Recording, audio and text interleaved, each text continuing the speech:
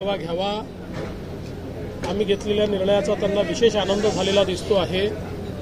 पण याच्या पाठीमागची भूमिका देखील त्यांनी लक्षात घेतली पाहिजे।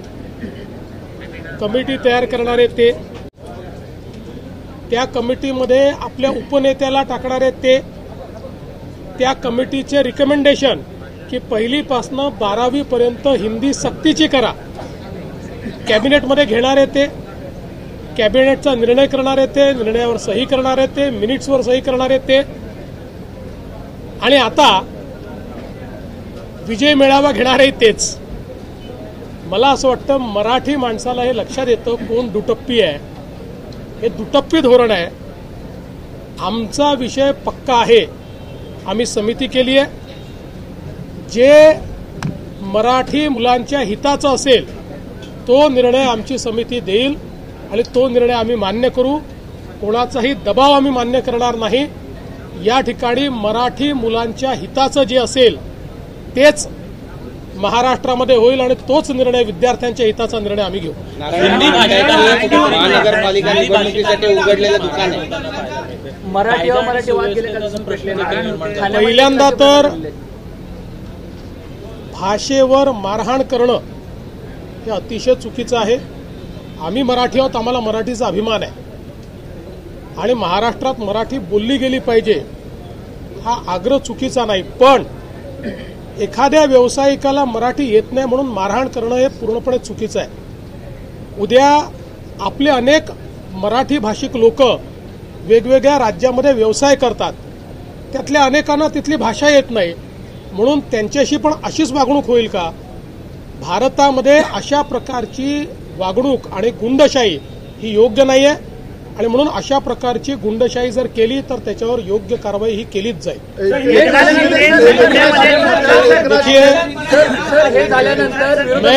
मैं बहुत स्पष्ट शब्दों में बताना चाहता हूं, महाराष्ट्र में मराठी भाषा का अभिमान रखना ये कोई गलत बात नहीं है, लेकिन भाषा के चलते अगर कोई गुंडागर्दी करेगा तो इसको हम सहन नहीं करने वाले। कोई अगर भाषा के आधार पर मारपीट करेगा तो ये सहन नहीं किया जाएगा। जिस प्रकार की घटना हुई है उसके ऊपर पुलिस ने एफआईआर भी किया और कार्रवाई भी की है, और आगे भी अगर कोई इस प्रकार से भाषा का विवाद करेगा तो उसके ऊपर कानूनन कार्रवाई होगी। हमको हमारी मराठी का अभिमान है, लेकिन भारत की किसी भी भाषा के साथ इस प्रकार से अन्याय नहीं किया जा सकता, ये भी हमको ध्यान में रखना पड़ेगा। और मुझे तो कभी कभी आश्चर्य होता है कि ये लोग अंग्रेजी को गले लगाते हैं और हिंदी के ऊपर विवाद करते हैं। ये कौन सा विचार है और ये किस प्रकार की कार्रवाई है? इसलिए इस प्रकार से जो लोग ऐसा कानून हाथ में लेंगे इनके साथ कड़ी कार्रवाई की जाएगी।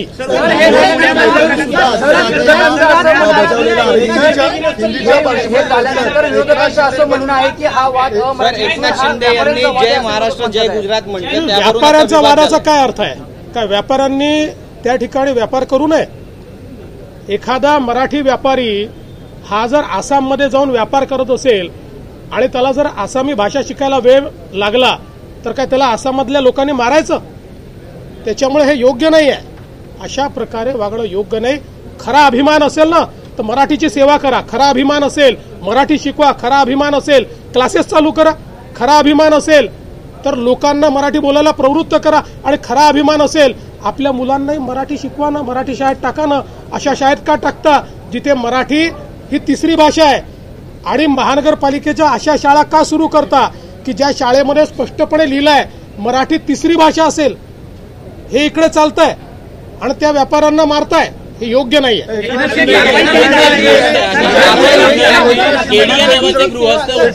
शिंदे यांनी पुण्यामध्ये जय गुजरात असा नारा दिलेला आहे। असं म्हणतात की अमित शहा यांना खुश करण्यासाठी त्यांनी मराठी असं आहे। आपल्याला मी आठवण करून देतो, यापूर्वी एकदा चिकोडीला छत्रपती शिवरायांच्या पुतळ्याचं उद्घाटन करताना माननीय शरद पवार साहेब हे जय महाराष्ट्र आणि जय कर्नाटक म्हणाले होते। याचा अर्थ काय, त्यांचं कर्नाटकावर जास्त प्रेम आहे आणि महाराष्ट्रावर प्रेम नाही असं ठरवून जायचं का? आपण ज्यांच्या कार्यक्रमांमध्ये जातो त्यावेळी त्या संदर्भात आपण बोलत असतो। आता गुजराती समाजाच्या कार्यक्रमात गेल्यानंतर जे गुजरात म्हटलं म्हणजे आता एकनाथ शिंदेचं गुजरातवर प्रेम ठरलं आणि मराठीचं प्रेम कमी झालं आणि महाराष्ट्रावरचं प्रेम कमी झालं। इतका संकुचित विचार मराठी माणसाला शोभत नाही। मराठी माणूस हा वैश्विक आहे। याच मराठी माणसाने अटकेपार झेंडा नेलाय, याच मराठी माणसाने संपूर्ण भारताला स्वतंत्र केलेला आहे।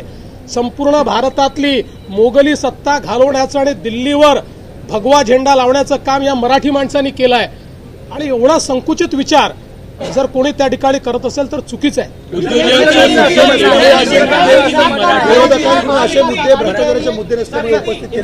विरोधकांजवळ मुद्देच राहिलेले नाहीत, त्यांचा लोकांशी टच देखील राहिलेला नाही, लोकांच्या मनात काय हे देखील त्यांना माहिती नाही आणि म्हणूनच ते असे मुद्दे उचलत आहेत की जे मुद्दे खरं म्हणजे असे आहेत की ज्यातनं लोकांवरही त्याचा परिणाम होत नाही। उद्योजक आहे ते असं म्हणतात की महाराष्ट्रात राहूनही आम्ही मराठी शिकणार नाही, अशा व्यक्तींचं, अशा उद्योजकांचं काय करायचं? असं आहे की आपण महाराष्ट्रात राहिल्यानंतर मराठी शिकावी असा आग्रह करू शकतो पण दुराग्रह करू शकत नाही। मी उद्या तमिळनाडूमध्ये गेल्यानंतर कोणीही मला हा दुराग्रह करू शकत नाही की मी तमिळ शिकली पाहिजे। मला आवडते तमिळ भाषा, चांगली भाषा आहे, पण मला दुराग्रह नाही करू शकत कोणी। मला जर मराठीत बोलायचं तर मी मराठीत बोलीन, पण मला जर तिथे कोणी दुराग्रह करेल तर ते योग्य असेल का? आपण एका देशात राहतो, भारतात राहतो आपण। हे काही आपले बाजूचे भाषा आणि बाजूचे देश पाकिस्तान नाही आहे, बाजूचे राज्य हे पाकिस्तान नाही आहेत। एवढी संकुचित मनोवृत्ती मराठी माणूस ठेवू शकत नाही। गुजरात पर प्रेम है, उनको आप क्या जवाब देंगे? देखिए, मैं याद दिलाना चाहता हूँ, इससे पहले भी चिकोड़ी में जिस समय छत्रपति शिवाजी महाराज के प्रतिमा का अनावरण हो रहा था, उस समय आदरणीय शरद पवार जी ने जय महाराष्ट्र जय कर्नाटक कहा था। उसका अर्थ ये होता है क्या कि शरद पवार जी को कर्नाटक ज़्यादा प्यारा है और महाराष्ट्र प्यारा नहीं है?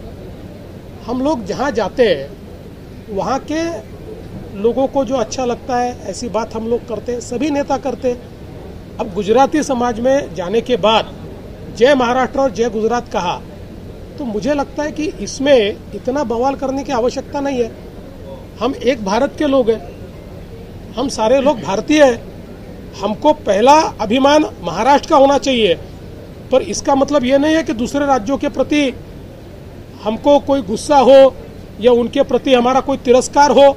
अब पाकिस्तान के प्रति तिरस्कार समझा जा सकता है, पर बाजू के राज्यों के प्रति तिरस्कार तो नहीं हो सकता है ना। इसलिए मुझे ये लगता है कि कहीं से भी इस वाक्य के माध्यम से शिंदे जी के महाराष्ट्र प्रेम पर अगर कोई प्रश्न चिन्ह लगाता है तो बहुत संकुचित विचार वो कर रहा है। उदित राज यांनी सुद्धा याचवरून आदित्य ठाकरेंना सुनावलंय की तुम्ही सातत्याने या भाषिक वादावरती राजकारण केलेलं आहे, तुमची मुलं मात्र इतर शाळांमध्ये शिकतात। काँग्रेस नेते उदित राज ते काय बोलले मला माहिती नाही।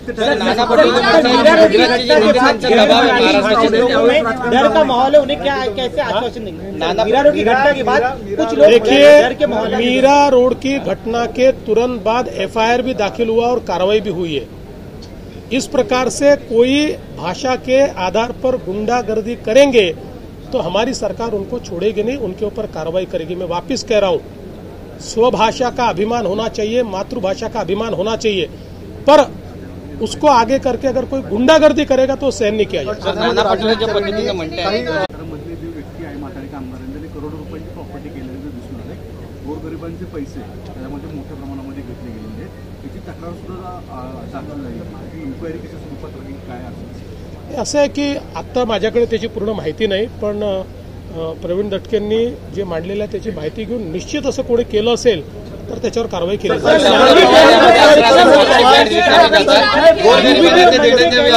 मराठी लोगों का तूफान खड़ा होगा और सरकार को अरे भाई, उनके मन में एक प्रकार से ये भावना है कि वही मराठी है। वो मराठी थोड़ी है, हम भी मराठी है, हमको भी मराठी चुनकर देते हैं। हमको जो इतने वोट मिले 51% मराठी लोगों ने वोट दिए है, इसलिए केवल वो मराठी नहीं है, उनमें मन से संशय निकाल देना चाहिए। मराठी हमारे पीछे है और हमारे साथ रहेंगे। चर्चा करत होते 2014 मध्ये सुद्धा युतीमध्ये आणि 2016-17ला भाजप सोबत जाण्याचा निर्णय अंतिम टप्प्यात झालेला होता। सुनील तटकरे असं म्हणत आहेत, ते खरंच आहे। रुग्णालयामध्ये 11,500 बेड्स आहेत। सरकारची भूमिका अतिशय स्पष्ट आहे। शक्तीपीठ महामार्ग आम्ही करणार आहोत। या संदर्भात जे अडचणीचे मुद्दे आहेत त्या चर्चेतनं मार्ग काढणार आहोत। आणि आत्ता मी आपल्याला सांगतो की जे काही मला संकेत मिळत आहेत त्यात सांगलीपर्यंत तर जवळपास 60 ते 70% जागा बिना कुठल्या आंदोलनाची आम्हाला मिळेल। 20-30% जागेकरता आम्हाला थोडी चर्चा करावी लागेल आणि ज्या काही शंका आहेत शेतकऱ्यांच्या त्या आम्हाला दूर कराव्या लागतील, त्या आम्ही दूर करू। कोल्हापूरच्या संदर्भातली जी काही अलाइनमेंट आहे त्या संदर्भात आमचा कुठली बेस्ट अलाइनमेंट असेल असा आमचा प्रयत्न चाललेला आहे। कोल्हापूरमध्येही आता मोठ्या प्रमाणात लोक आम्हाला भेटत आहेत, जमीन घ्या म्हणून म्हणतायत, तशी निवेदनं देत आहेत। त्यामुळे शक्तीपीठ मार्ग हा काही देवेंद्र फडणवीस, एकनाथ शिंदे किंवा अजित पवार यांचा इगो सॅटिस्फाय करण्याकरता करायचा नाही आहे। हा मार्ग मराठवाडा आणि राज्यातले सगळे दुष्काळी जिल्हे यांच्याकरता वरदान ठरणार आहे। मोठ्या प्रमाणात पर्यटनातनं रोजगाराची निर्मिती आणि जसं मी सांगितलं की शक्तीपीठ महामार्गामध्ये प्रत्येक 100 किलोमीटरमध्ये 500 ते 1000 शेततळी आम्ही तयार करणार आहोत। सगळ्या जेवढे नाले आहेत या नाल्यांना ब्रिज कम बंधारा आम्ही तयार करणार आहोत। त्यामुळे जलसंवर्धनाचा देखील हा महामार्ग असेल। मोठ्या प्रमाणात याच्यातनं सौर ऊर्जेची निर्मिती आम्ही करणार आहोत। त्यामुळे ग्रीन अशा प्रकारचा हायवे की ज्यातनं जो दुष्काळी भाग आहे या दुष्काळी भागाला मदत होईल। ज्यावेळी आम्ही समृद्धी महामार्ग केला याच्यापेक्षा जास्त विरोध लोकांनी केला आणि लोकांपेक्षा नेत्यांनी केला, पण आज ते सगळे समृद्धी महामार्गावर प्रवासही करतात आणि समृद्धी महामार्गाची त्या ठिकाणी प्रशंसाही करतात। त्यामुळे कुठलंही नवीन काम हातामध्ये घेतलं तर लोकांमध्ये गैरसमज असतात, त्यामुळे त्याला विरोध होतो। पण विरोधाकरता जर आपण या ठिकाणी सगळे इन्फ्रास्ट्रक्चर प्रोजेक्ट बंद केले तर महाराष्ट्राचा कधीच विकास होणार नाही। त्यामुळे लोकशाहीमध्ये ज्याला अधिक लोकांचा पाठिंबा आहे ती गोष्ट ही केली पाहिजे आणि या महामार्गाला अधिक लोकांचा पाठिंबा आहे। काही राजकीय लोक हे जाणीवपूर्वक राजकारण आणून त्याच्यामध्ये वेगळ्या प्रकारे त्याला नेण्याचा प्रयत्न करतायत, पण जनता आम्हाला साथ देईल।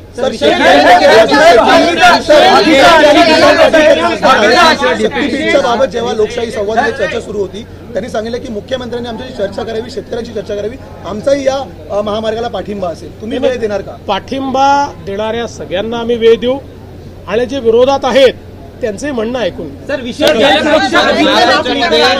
जेवढे खासगी रुग्णालय कह रहे हैं कि हम इसका विरोध करेंगे, आप जनता की स्वतंत्रता पर आघात करने वाले इस बिल के जरिए। देखिए, अब इसको जो विरोध है ये केवल राजनीतिक विरोध रहा है, क्योंकि जो जॉइंट सिलेक्ट कमेटी है इसमें क्लॉज बाय क्लॉज इसके ऊपर चर्चा हुई और कुछ भी ऑब्जेक्शनेबल उसमें कोई निकाल नहीं पाया। हाँ, कुछ 2-3 उन्होंने चेंजेस मांगे थे वो कर दिए हमने। इसलिए अब जॉइंट सिलेक्ट कमेटी ने एक मत से दिया है। एक भी जॉइंट सिलेक्ट कमेटी में इसका जो रिपोर्ट आया है उसमें एक भी डिसेंट नोट नहीं है, there is no decent note. इसलिए हम लोग इसको लाएंगे और इसको मंजूर करेंगे।